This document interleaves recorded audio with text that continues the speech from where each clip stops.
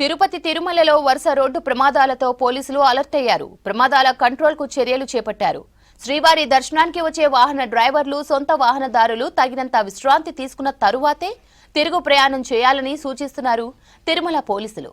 వరుస ప్రమాదాల నేపథ్యంలో తిరుమలలో వాహనదారులకు పోలీసులు అవగాహన కల్పిస్తున్నారు. తిరుమల శ్రీవారిని దర్శించుకొని వెళ్తున్న సమయంలో ఇటీవల చాలా మంది ప్రమాదాల బారిన పడి ప్రాణాలు కోల్పోతున్నారని తిరుమల డీఎస్పీ విజయశేఖర్ తెలిపారు.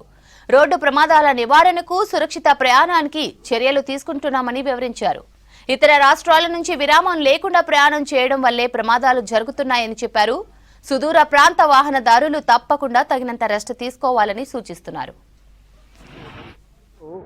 దూర ప్రాంతాల నుంచి అలాగే ఇతర రాష్ట్రాల నుంచి కూడా వాహనాల్లో తామే కానీ లేదా వాళ్ళ డ్రైవర్లు కానీ డ్రైవ్ చేసుకుంటూ మార్నింగ్ బయలుదేరి బై నైట్కి తిరుమల చేరుకుంటారు. ఆ నైట్ నుంచి కూడా క్యూ లైన్లో నిలబడతారు. తర్వాత దర్శనం కోసం నిలబడి నైట్ అంతా క్యూ లైన్లో మేల్కుంటారు లేదా కంపార్ట్మెంట్లో మేల్కుంటారు. ఆ రాత్రి దర్శనం అవ్వగానే తిరిగి అదే కారులో మళ్ళీ వీళ్ళు డ్రైవ్ చేసుకుంటూ వాళ్ళ దూర ప్రాంతాలకు వాళ్ళ ఇళ్ళకి చేరాలని హడావిడిగా వెళ్ళిపోతున్నారు. సో ఇందులో క్రమంగా ఏమవుతుందంటే వాళ్ళు రెస్ట్ తీసుకోకపోవడం వల్ల, తగిన నిద్ర లేకపోవడం వల్ల ఆ వాహనాలు నడిపేవారంటే ఓనర్ అయి ఉండొచ్చు లేదా డ్రైవర్ అయి ఉండొచ్చు.